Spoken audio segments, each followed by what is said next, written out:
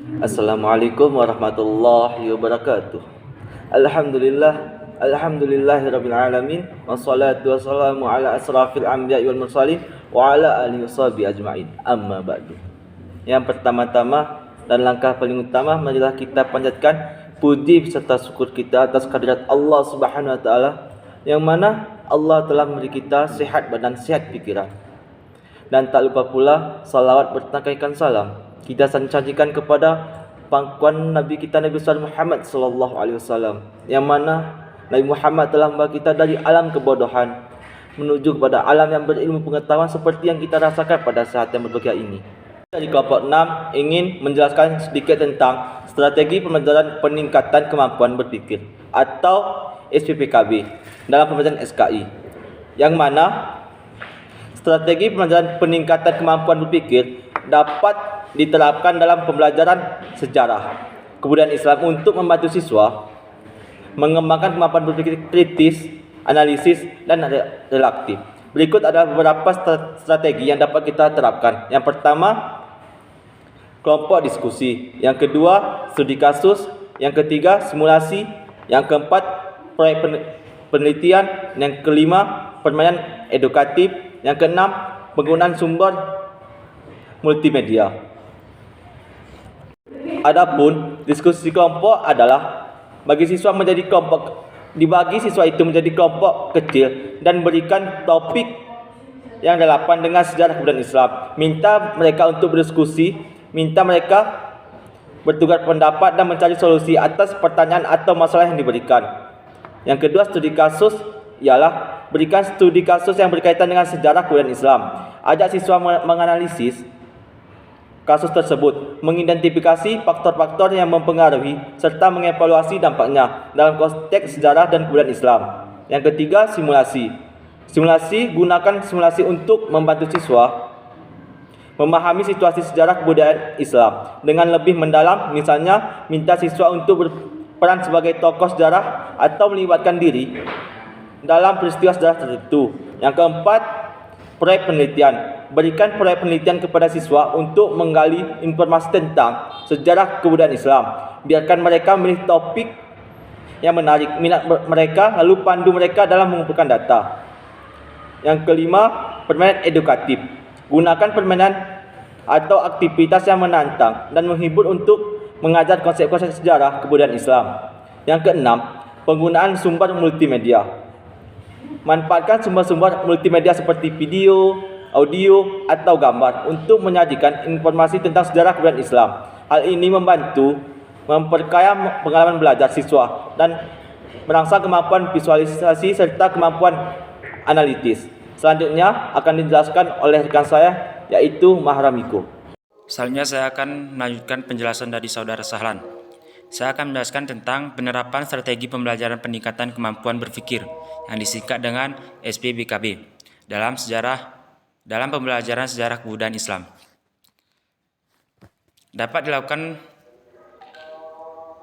langkah-langkah sebagai berikut dalam penerapannya. Yang pertama itu menentukan tujuan pembelajaran. Tentukan tujuan pembelajaran spesifik dan terukur terkait dengan peningkatan kemampuan berpikir siswa dalam memahami sejarah kebudayaan Islam.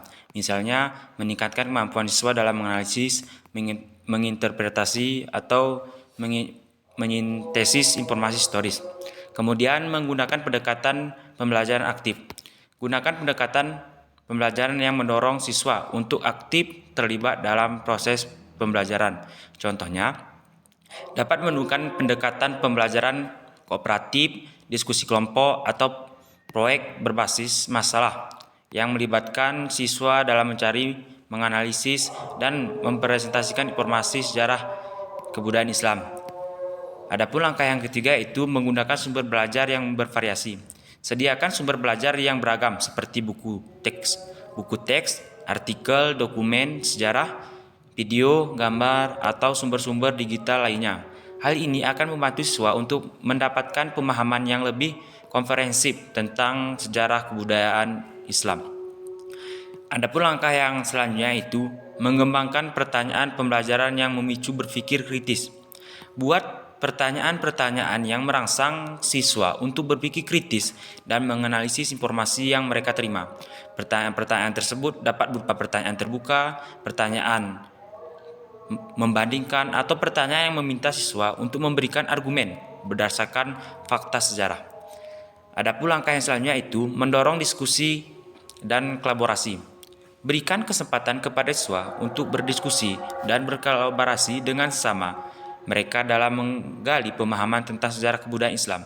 Diskusi ini dapat melibatkan pertukaran pendapat, debat, atau kerja kelompok dalam menyelesaikan tugas-tugas terkait sejarah kebudayaan Islam.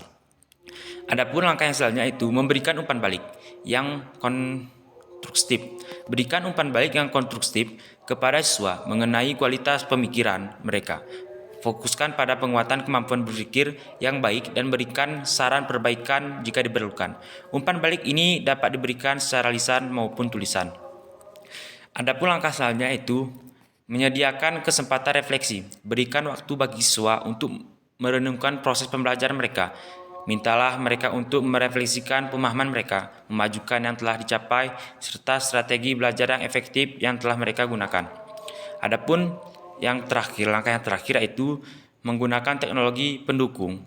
Manfaatkan teknologi pendukung pelajaran seperti perangkat lunak, interaksi, simulasi, atau sumber belajar digital. Teknologi dapat memberikan pengalaman belajar yang lebih menarik dan memperkaya akses siswa terhadap informasi sejarah kebudayaan Islam. Itu saja yang dapat saya sampaikan. Lebih dan kurang saya mohon maaf. Akan dilanjutkan oleh rekan saya yaitu Sultan. Materi selanjutnya yaitu tentang kelebihan dan kekurangan materi SPPKB. Jadi dalam penerapan strategi pembelajaran peningkatan kemampuan berpikir dalam pelajaran sejarah kebudayaan Islam memiliki kelebihan dan kekurangan.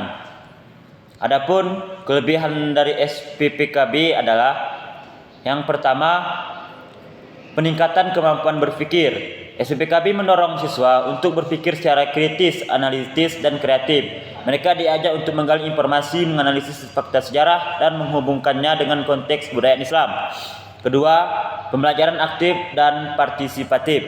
SPPKB melibatkan siswa secara aktif dalam proses pembelajaran. Mereka terlibat dalam kegiatan seperti diskusi kelompok, penelitian pemecahan masalah, dan presentasi. Selanjutnya, pengembangan keterampilan sosial. Melalui STPKB, siswa diajak untuk bekerja sama dalam kelompok, berbagi ide, mendiskusikan perbedaan pendapat, dan menyampaikan presentasi.